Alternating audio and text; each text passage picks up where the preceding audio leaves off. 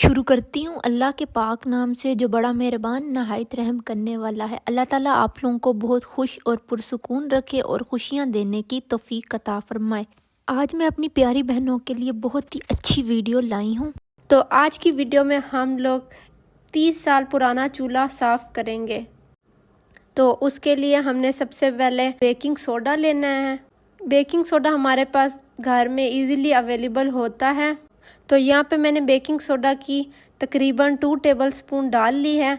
आगे आगे हम लोग और मज़ीद ऐड करते जाएंगे अगर हमारा चूल्हा साफ़ ना हुआ तो।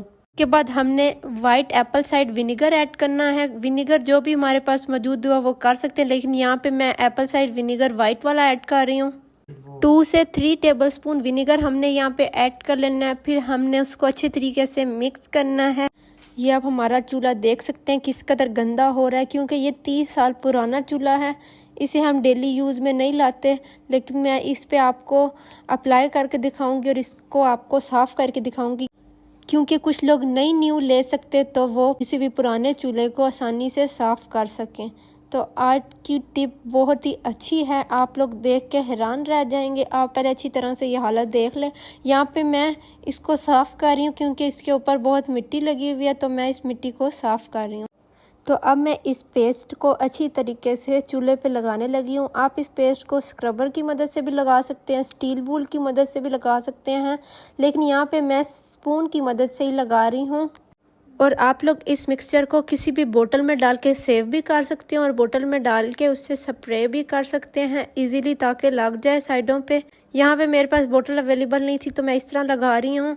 तो यहाँ पे मैं अपना तकरीबन मिक्सचर डाल चुकी हूँ। आप लोग और भी डाल सकते हैं और मैं भी यहाँ पे बाद में और डालूँगी, क्योंकि ये बहुत ज़्यादा गंदा है और इसमें ज़्यादा से मिक्सचर की ज़रूरत है। और अब मैं इसको अच्छी तरह से मिक्सअप कर रही हूँ ताकि वो अच्छी तरह से हर जगह पे लग जाए। अब मैंने ये मिक्सचर चूल्हे के हर कोने पे अच्छी तरीके से लगा लिया है और इस मिक्सचर को कुछ देर के लिए मैं छोड़ दूंगी ताकि वो नरम हो जाए और फिर आराम से जितनी भी इस पे मैल कुचैल है आसानी से उतर जाए। हमें पुरानी चीज़ों को फेंकना नहीं चाहिए, हमें उनको यूज़ करते रहना चाहिए।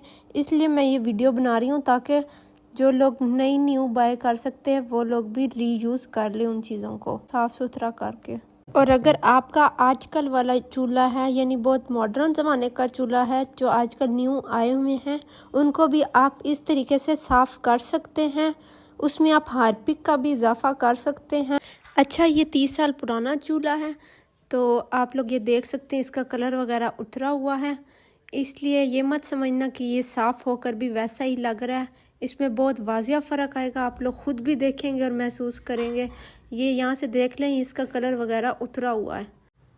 अच्छा, तो बेकिंग सोडा लगाए हुए हमें कुछ देर हो गई थी, मैंने लगा के रख दिया था। अब ये देखें जितनी भी मैल कुचैल है नाइफ़ की मदद से आसानी से उतर रही है।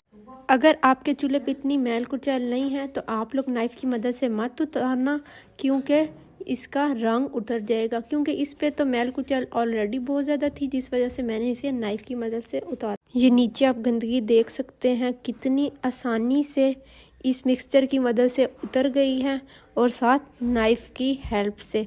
ये देखें कितना साफ़ अब हो रहा है। पहले आपने देखा था कि कितना गंदा था, आप वीडियो को पीछे करके भी देख सकते हैं इसकी क्या हालत थी। और जो निचला हिस्सा था जो मैंने आपको पहले दिखाया था, जिधर सारी मैल कुचैल जमा हो गई थी, जितनी मैंने ऊपर से उतारी थी नीचे गिर गई थी, तो वो मैंने उतार के बाहर रख दिया है। और मैंने बर्नर को और जो चूल्हे के जितने भी बाकी पार्ट्स थे उनको मैंने हार्पिक के साथ पानी में मिला के मिक्स करके उन दोनों को उसमें रख दिया था, इसको भी और बर्नर को भी। अब इसकी अच्छी तरीके से शक्ल निकल आई। आप ये देख सकते हैं इस पे ऑरेंज ऑरेंज रंग आ गया, क्योंकि इसका रंग ऐसा ही था, इसका रंग उतर चुका है। मैंने बताया जैसे कि आपको ये पूरा 30 ईयर्स पुराना चूल्हा है।